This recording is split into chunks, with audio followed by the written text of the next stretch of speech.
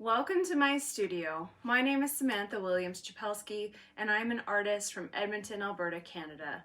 Today we're going to be creating a mountain landscape using all the tools in our SketchBox. Let's get started. We're going to first look at all the supplies included in your SketchBox. We're going to be using everything today to create a mountain landscape painting. To start off with, we have the gesso boards from Ampersand. These are a panel support, which has got a light texture on the surface, which is really great for acrylics to stick to that initial surface. You can also use these for oils. We also have the Alvin Draft-O-Matic pneumatic pencil. So these pencils are fabulous for doing your sketch to initially get all of your information down, as well as to do some of the finer details before we start doing the painting process. Next up, we have the Molotow acrylic marker. This is going to help us put in the darks. So as we start a painting, oftentimes it's really important, especially when we're looking at a mountain landscape, to mark or delineate all of the darks in a landscape. So we're going to be using this paint marker for that. We also have a white acrylic marker, this Acrylograph. We're going to be using this at the very end to add some extra special details. We also have a brush cleaner, fabulous at the very end to clean off your brushes. And two brushes included here. So we have the Princeton, this is the 3750 flat shader. This is a really great brush for general brush strokes. And then we also have the SketchBox Signature Filbert, which is going to help us do more of our detail work. I have used these brushes before, so your brushes will look a little bit nicer than mine. Mine are already being used by the acrylic. And then of course we have the golden fluid acrylic set. This is 8 fluid acrylics in here. These are phenomenal colors, so we have a really great range, which will let you do either a more traditional palette like this one or a more vibrant palette like you'll see in the video today. Fluid acrylics, we'll talk a little bit more in depth about them, but these are basically like the syrup of acrylic paints. Super easy to use, super simple, great because you don't need to add a lot of water, and they do glide across the board beautifully. And then of course you're going to need your trusty palette. We're going to be using this to put all of our paints in today, and be sure to have some water and some paper towels on the side as well. We're going to start by actually sketching out the landscape that we're painting today. Now I did include this as a reference photo. This is a photo that I took of Moraine Lake, which is located just south of where I'm located in the province of Alberta. Moraine Lake is a really beautiful mountain range, and today we're going to be painting it in some bright colors. But to start off with, we're going to use it as a reference. I am going to be using my mechanical pencil to lightly draw out my composition on the Ampersand gesso board. So the nice part about these gesso boards is they're really smooth, really easy to sketch out your composition. You can even erase if you need to, but basically we're going to be drawing out that initial composition. What I like to look for in my compositions right off the bat is where that horizon line is. So that is actually at the base of the mountain landscape, not necessarily at the top. So I'm basically going to start by popping in that horizon line, leaving myself about a fourth or a 1/4 of the panel on the bottom here, and this is all going to be water, and you can see I'm lightly sketching it in, nothing too strenuous. We really don't want to press too hard into this panel because we're of course going to be painting on top of it. Next, I'm going to draw these general mountain shapes in the background here. So I'm going to start about 3/4 of the way up. I'm going to start with this long mountain shape here. Now we want to keep this simple. I don't want to go into too much detail to create all the small trees, all the small details, because realistically we're going to be doing a little bit more of an abstracted take on this painting. So we're going to add in some of the details, but not all of them. So as you're drawing along, basically we're trying to follow that outside edge of the layers of mountains that you see into the very far background. So you're going to see the mountains sort of carry on top of each other and layer on top of each other. So we're going to emulate that with our pencil lines here. And you can see I'm just lightly sketching this in. You can follow it to however you'd like. The idea is that we're trying to get that general mountain shape, adding of course some of the snow in here as some of our shapes to follow when we actually go into painting this. But again, keep it pretty basic. Now, I'm not going to get the whole landscape in. That's totally up to you. You can see in my earlier example, I got a few more mountains in this one. This one I'm going to have a few less. So you can choose how much of the mountain landscape you want to showcase. If there's just the couple of main mountains that you want to showcase in moraine, these are the most photographed mountains, you certainly can do that. Or if you want to go a little bit more in depth and do a little bit of a longer mountain range, this is actually the Valley of 10 Mountains or 10 Peaks, so you can follow that as well. Now I do also have this big area of trees in my photo that you can see here, so I am going to draw those in as well because they do sort of come up into the mountain here. Now for trees, all I'm doing is little jagged strokes right now, and again, we can always add more detail later. Next up, we're going to be adding in the darks. So we're still working on top of our gesso board, and the nice thing about this gesso board is because it has such great coverage of gesso, we're able to do a lot of layers. Today, we're going to be using this black acrylic marker. Now, this is going to give us a lot of detail and a lot of information that we don't have with our pencil sketch. Now, also something to think about is wherever you put the darks, that will remain dark in your painting. So we have in here, I'm looking at my photo here as reference, we've got some really dark areas in here. So I'm actually going to go in here with my gesso board and the Molotow marker, and I'm going to add in some of those dark details. And again, even going up the side of the mountain, don't be afraid to add in marks like this because these will reference trees. And though they don't look it right now, this will really help give us some of the shape of our trees later on. Now we also have this big area of dark over here. I'm going to add in some of this as well. I'm also going to add some into the details of the mountains. Now we have two big delineations in this mountain range. So Moraine Lake has about 10 mountain peaks along the top, but we're going to add a little bit of detail in between these two. And this is the area actually surrounding the snow. So you can find the snow that sort of divides these two mountains up in the middle. I'm going to add a little bit of that delineation between the two. Let's get ready to paint. Now with this golden fluid acrylic set, because we have a various amount of colors in this set, you are able to do this project with more of a traditional palette or more of the vibrant palette that I'll be showing you today. This is one of those palettes that really can get you any color range, any color type that you're looking for. Plus with the fluid acrylics, you'll find that you actually don't need a lot of paint in order to achieve a lot of the color mixes. Get ready. We are going to have our painting ready to go here. I'm going to open up my fluid acrylics. You'll need to remove all the seals on all of these. And remember, they're like a syrup. So use a little bit less on the first go to see how well they cover that support. Because I do find with the fluid acrylics, they're basically like a concentrated paint. So you're gonna really need a little bit less. Now in terms of colors, we do have two whites available. Titanium white, always your strongest white. Zinc white, more of a tinting color, gives a little bit more opacity to the color, a little bit less strong than titanium. Dazzling Yellow, one of our newer yellow colors. These are quite bright and quite vibrant, and it does have a bit of a warm tone because it is the medium color. Phthalo Red Light, very common color, and we'll be using this one today as we slowly move through the painting. Quinacridone Magenta, Phthalo Blue, and Phthalo Green. These three are our synthetic colors, so this means that they are transparent, they have a lot of light that can pass through them, and they're really great to mix with.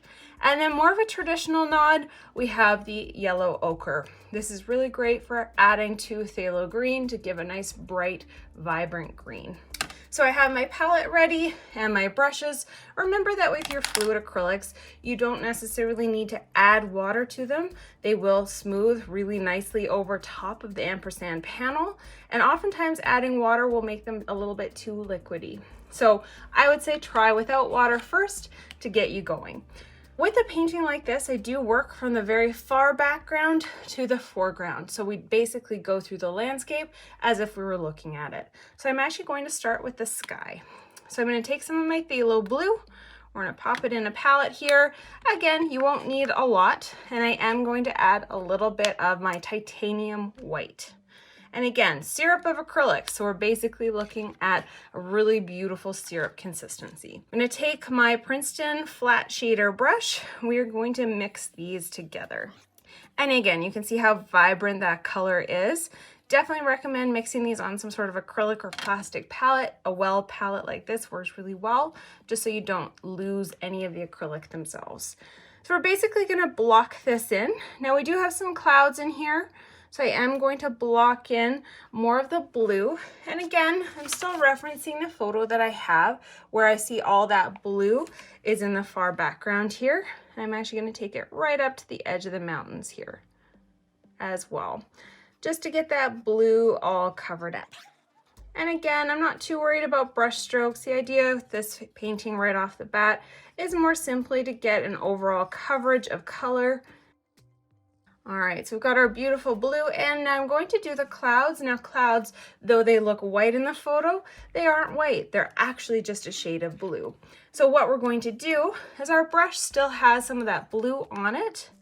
And I'm going to take the palette, the little well next to my blue, and add a bit more of the titanium white. I'm not going to wash out my brush. I'm actually just going to take what's left of my brush, pull it over here into the white, and you can see all that phthalo blue is still in there, and how strong a color is that. We're able to get a really light blue, which will act as our clouds. I'm going to go along that top edge of the mountain range here. And basically I'm looking to fill all that white space. So now that we have this area blocked in, we can more look at the shapes of the clouds. So I like to move the brush more at an angle rather than straight on.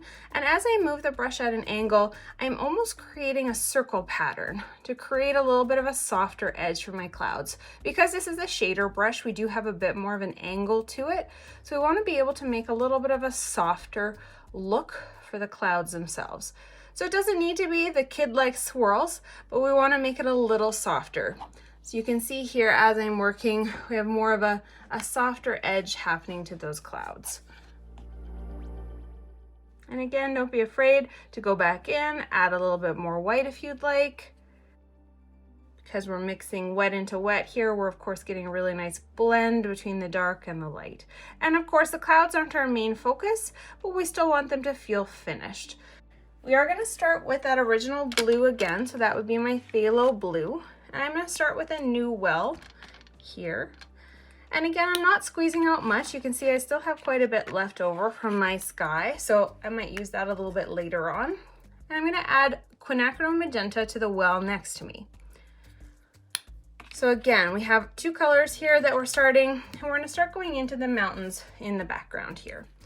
So I'm going to start with that straight phthalo blue, no white added to it. We're going to start by looking at that photo and sort of referencing where all the darks and the lights are in this mountain range. So I'm going to start with the bright blue. Phthalo blue is one of my favorite blues. It just makes such a beautiful color. And this will be sort of our mid-tone. So basically by being a mid-tone, most of this mountain range will be this mid-tone, all the way to that sort of marker that we had lined out here. And again, right across. Don't worry too much about the snow right off the bat. We will add that in near the end.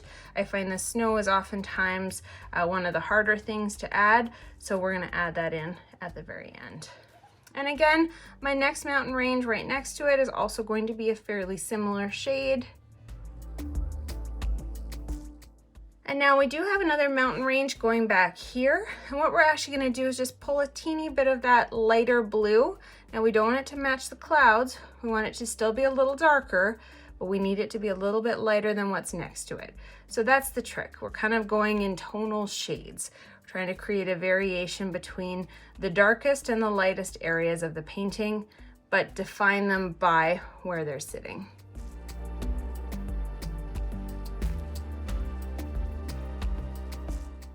And again, remember, we're blocking in these areas of color first in order for us to get just a general idea of what's going on in this mountain range. Now, a lot of this upper area here is actually snow, so I haven't blocked it in with the dark. I'm going to leave that as white for now.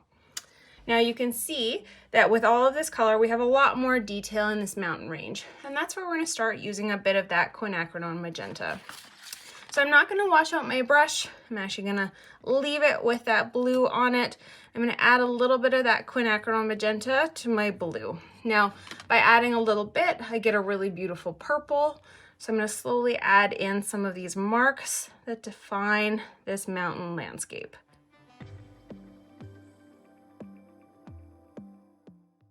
Now, when we're describing a mountain range, I'm using very flat and angular marks. This often helps me with creating more of a feeling of a mountain landscape. Then we have our mountain sort of lightly carved out. Now I'm gonna go back into that Quinacridone Magenta, and I'm gonna go a little bit heavier with the magenta. I'm actually gonna switch wells, and I'm gonna move my brush over into just that magenta well. And I'm going to slowly add a bit more of that magenta tone to the very bottom of this mountain. And then I'm going to add my darks into this one with almost just that magenta.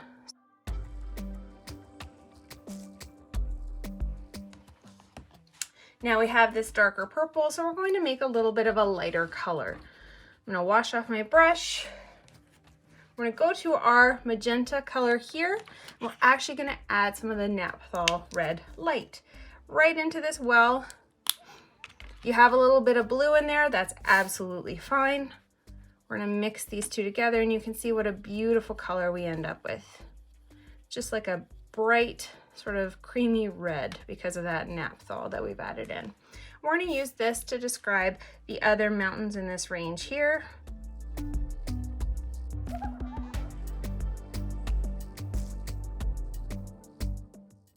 Again, this is a less traditional palette, so this is not creating grays.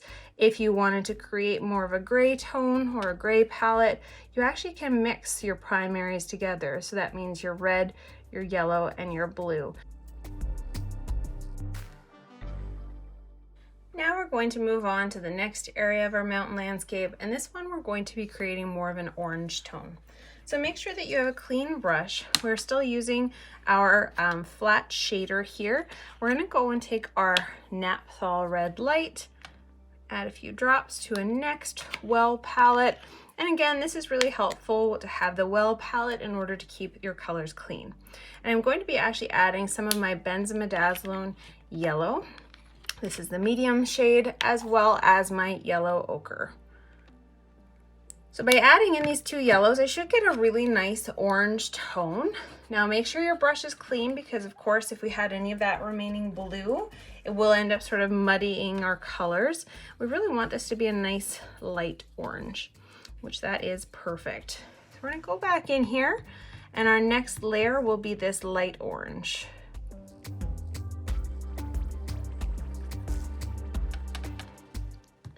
And again, you can see that you really don't need a lot of paint in order to get a really great coverage. I'm going to go right up next to that last layer that we did, which is more of those purple tones.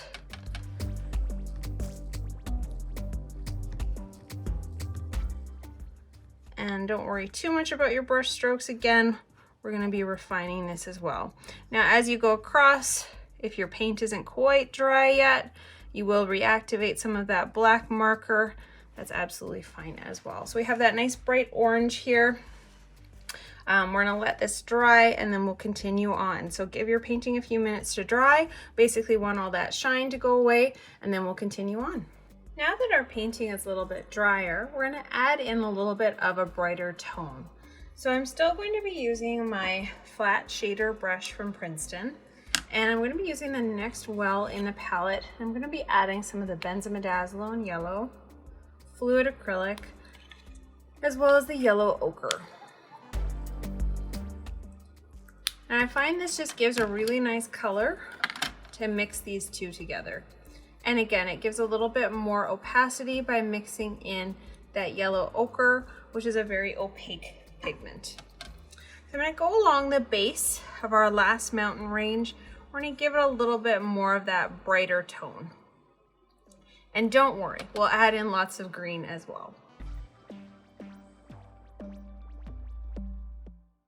Alrighty, now we're going to start doing the little bits of sand and snow that are in the middle here, and then we'll move our way forward. So we sort of have a little bit of a dusty color in our photo, kind of that dirty snow color. So I'm going to take a little bit of that same yellow ochre mixture that we had up top here. I'm going to take a little bit of that orange mixture we had. I'm going to add some white to it. So I am going to stick with the titanium white here, just to create sort of a light peach tone. And again, you're going to see that titanium white is just quite a bit stronger. We'll use the zinc white more for the snow areas.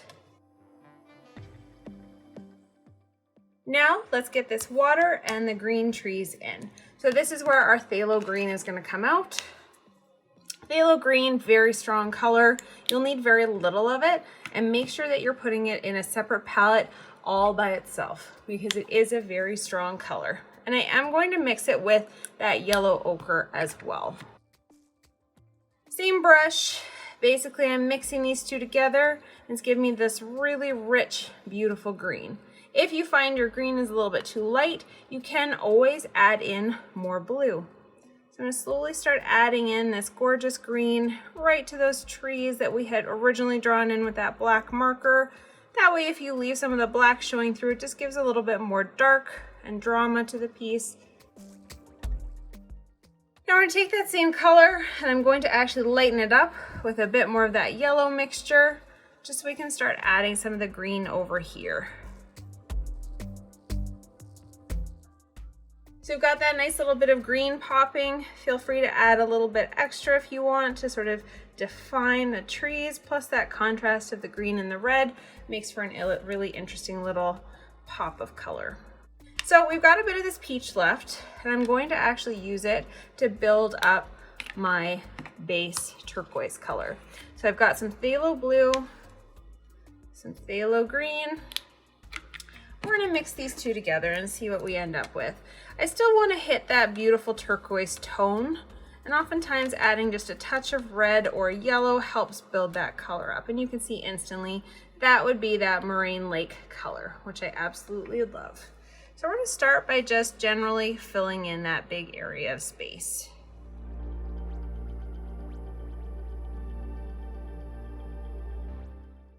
We've got that done. Now if you wanted to lighten up the area right near the horizon line, basically all I'm doing is grabbing some of the white and light blue mixture that I had from earlier on. Again, fluid acrylics do have a little bit longer working time, especially when they're poured out into a plastic palette. So we're going to be switching brushes now, and we're going to be doing some of the detail work as well as the snow. So I do have one little well left for my snow. I'm going to squeeze out some of the zinc white. Now remember, this isn't as strong of a color, so we want to use very little tinting colors to mix with it, but it's got a really nice effect for snow. Let's start by building up this snow area here.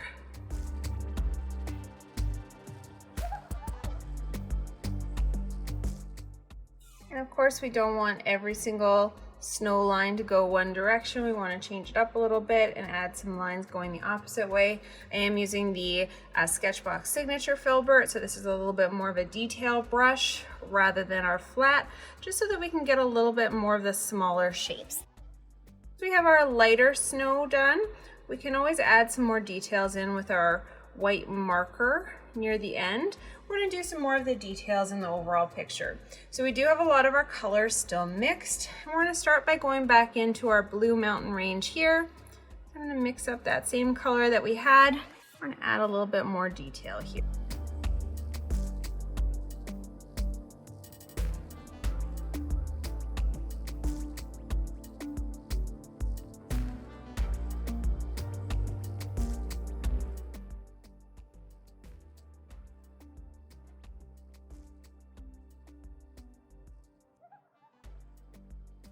I'm adding in some more of the details with the trees. The smaller brush really helps me get to the detail work. So that's why we don't do it right off the bat, because I think we would get lost in doing all the details first. So I do like to save the details for the end. That way you have a little bit more time to put towards them and you can really concentrate on them. I'm going back into the trees, adding in some more of those darks to the trees.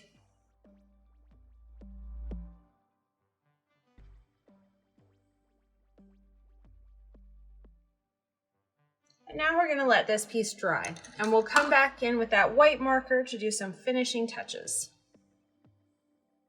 Now our last step is going to be using the Acrylograph white marker. So get the paint running in this. This is an acrylic marker, and you can see what I've done with this other sketch is that I've really used it to add in some of those smaller details that you'd see in the snow. So we're going to do the same with this piece that we just worked on. And again, you can see by using the marker, you're really able to get that really controlled line. So if you weren't able to give yourself super sharp details in one area, maybe say at some of the snow lines or dividers that we were drawing in with the brush, you can always use the pen to add in more of those details.